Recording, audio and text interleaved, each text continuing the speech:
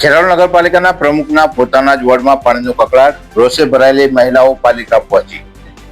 ખેરાલુ નગરપાલિકા વિસ્તારમાં છેલ્લા કેટલાક સમયથી અનિયમિત પાણી વિતરણને લઈને સ્થાનિકોમાં ભારે આક્રોશ જોવા મળી રહ્યો છે। તેવામાં છેલ્લા 2 દિવસથી બિલકુલ પાણી ન મળતા આજે વોર્ડ નંબર 2 ની મહિલાઓ મોટી સંખ્યામાં નગરપાલિકા કચેરી ખાતે દોડી આવી હતી અને હોબાળો મચાવ્યો હતો।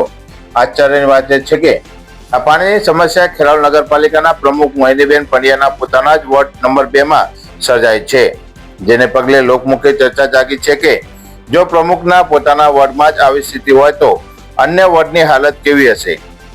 મહિલાઓ જ્યારે પોતાની રજૂઆત લઈને નગરપાલિકા ખાતે પહોંચી ત્યારે કચેરીમાં ઇન્ચાર્જ ચીફ ઓફિસર કે પ્રમુખ હાજર ન હોવાથી મહિલાઓ ભારે અકળાઈ હતી અને પોતાનો રોષ ઠાલવ્યો હતો।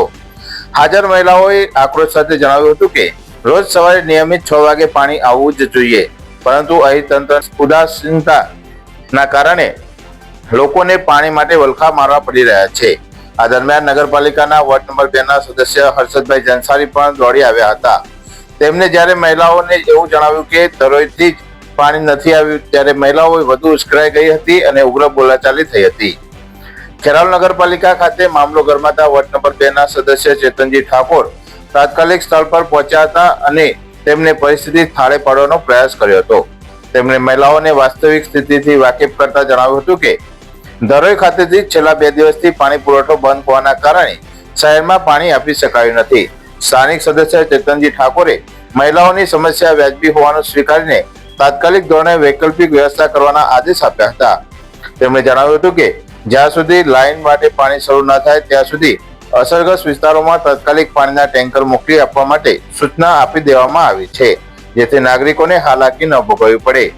આમ મહિલાઓએ જણાવ્યું હતું કે અમને રેગ્યુલર સવારે પાણી મળી રહે તેવી રજૂઆત કરી હતી અને વધુમાં નિવેદન આપી જણાવ્યું હતું કે શું મુદ્દો હતો ને ક્યાં આવું પાણીની પ્રોબ્લેમ છે અમારા ખારી કોઈ સિંધી સોસાયટી રામરોટી એરિયા આખામાં પાણીની પ્રોબ્લેમ બહુ છે। કેટલા દિવસથી 3 દિવસથી અમે હેરાન જ છીએ। પાણીનું કઈ ટાઈમ સર તો આવતું જ નહીં પાણી અમારે, અને કહીએ એટલે કે હોજે રાતે પછી ફરી કહેવા જઈએ ને એટલે એવું બોલશે કાકા ધરોઈથી આવી જ નહીં પાણી। આજે નગરપાલિકા ખાતે એ કહે સાંજ સુધી પાણી આવી જશે। અમારે ટાઈમ નથી પાણીનો, બિલકુલ ટાઈમ નથી પાણીનો। અમારે ફિક્સ ટાઈમ જોઈએ, 6 વાગે ટાઈમ જોઈએ સવારનો। આજ કીધું અમે પાણીની પ્રોબ્લેમ છે જ કહેવા આવ્યા તમે। પેલા 25 વર્ષ થઈ ગયા અમારા લોકોને પાણી બિલકુલ ટાઈમ વગરનું આવે અને એકદમ ઓછું। વોટ જોતા હોય એટલે આવી છે, પછી કોઈ પૂછવા આવતું નહીં। અમારે એક જ ટાઈમ જોઈએ કે 6 વાગે એટલે 6 વાગે સવારે પાણી આવી જ જવું જોઈએ।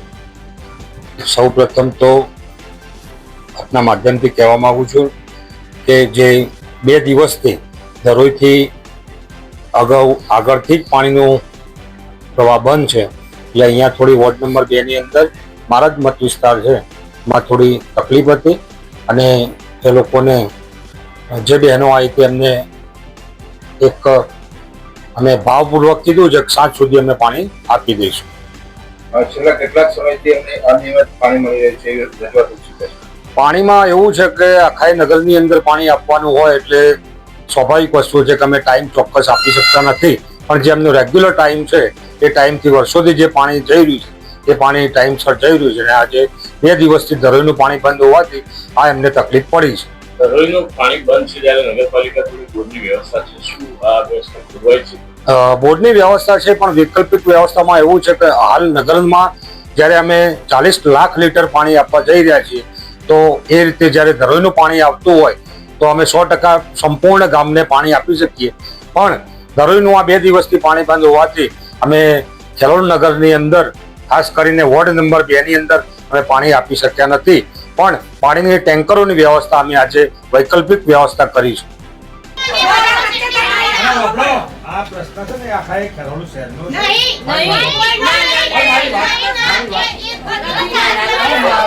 હાલ વાત કરી ના કીધું કે ભાઈ તમાર કોઈ નહીં